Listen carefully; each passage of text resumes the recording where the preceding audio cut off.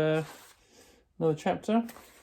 I'm going to try and get through this basically. I'll probably read a bit more than usual over the next couple of days, I think. A couple of chapters probably, so we can kind of get it done. So we're up to part 7, Miranda. And it says here, I forgot that I might see so many beautiful things. I forgot that I might need to find out what life could bring. And this is Anne Dane from Beautiful Things. This one's called Camp Lies. My parents got divorced the summer before 9th grade. My father was with someone else right away. In fact, though my mother never said so, I think this was the reason they got divorced. After the divorce, I hardly ever saw my father, and my mother acted stranger than ever. It's not that she was unstable or anything, just distant, remote. My mother is the kind of person who has a happy face for the rest of the world, but not a lot left over for me. She's never talked to me much, not about her feelings, her life. I don't know much about what she was like when she was my age. Don't know much about the things she liked or didn't like. The few times she mentioned her own parents, who I've never met, it was mostly about how she wanted to get away from them, as she could once she'd grown up. She never told me why. I asked a few times, but she would pretend she hadn't heard me. I didn't want to go to camp that summer. I'd wanted to stay with her, to help her through the divorce, but she insisted I go away. I figured she wanted the alone time, so I gave it to her. Camp was awful. I hated it. I thought it would be better than being a junior counsellor, but it wasn't. No one I knew from the previous year had come back, so I didn't know anyone, not a single person. I'm not even sure why I started playing this little make-believe game with the girls in the camp. They'd ask me stuff about myself, and I'd make things up. My parents are in Europe, I told them. I live in a huge townhouse on the nicest street in the North River Heights. I have a dog named Daisy. Then one day I blurted out that I had a little brother who was deformed. I have absolutely no idea why I said this. It just seemed like an interesting thing to say. And of course, the reaction I got from the little girls in the bungalow was dramatic. Really?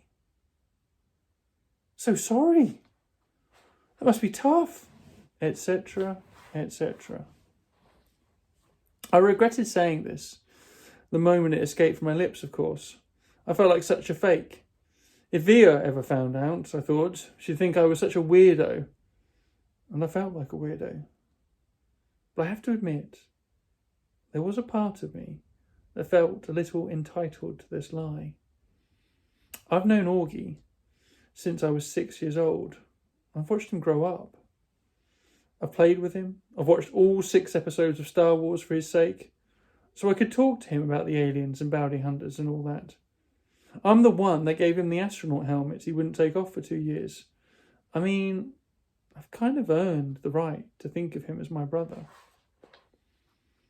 And the strangest thing is that these lies I told, these fictions, did wonders for my popularity. The other junior counsellors heard it from the campers, and they were all over it. Never in my life have I ever been considered one of the popular girls in anything. But that summer, in camp, for whatever reason, I was the girl everybody wanted to hang out with. Even the girls in Bungalow 32 were totally into me. These were the girls at the top of the food chain. They said they liked my hair, though they changed it. They said they liked the way I did my makeup, though they changed that too. They showed me how to turn my t-shirts into halter tops. We smoked. We snuck out late at night and took the path through the woods to the boys' camp. We hung out with boys. When I got home from camp, I called Ella right away to make plans with her. I don't know why I didn't call Via. I guess I just didn't feel like talking about stuff with her. She would have asked me about my parents, about camp. Ella never really asked me about things. She was an easier friend to have in that way. She wasn't serious like Via. She was fun. She thought it was cool when I dyed my hair pink. She wanted to hear about all those trips through the woods late at night. Right, this chapter's called School. I hardly saw Via at school this year, and when I did, it was awkward. It felt like she was judging me. I knew she didn't like my new look.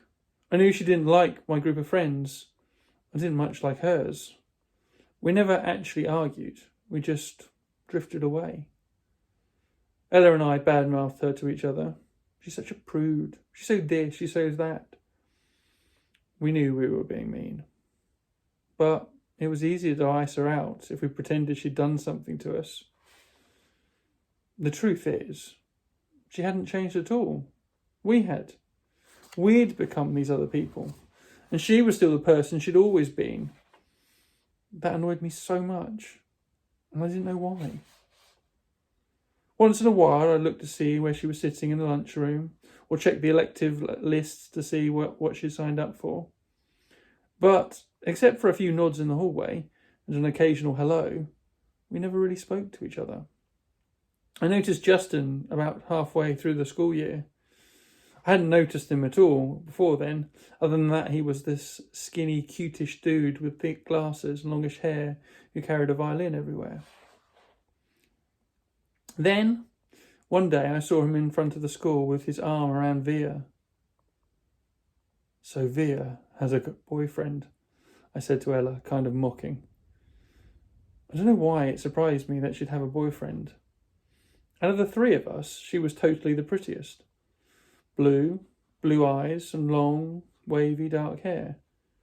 But she just never really acted like she was at all interested in boys. She acted like she was too smart for that kind of stuff.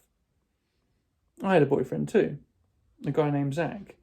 When I told him I was choosing the theatre elective, he shook his head and said, "Careful you don't turn into a drama geek."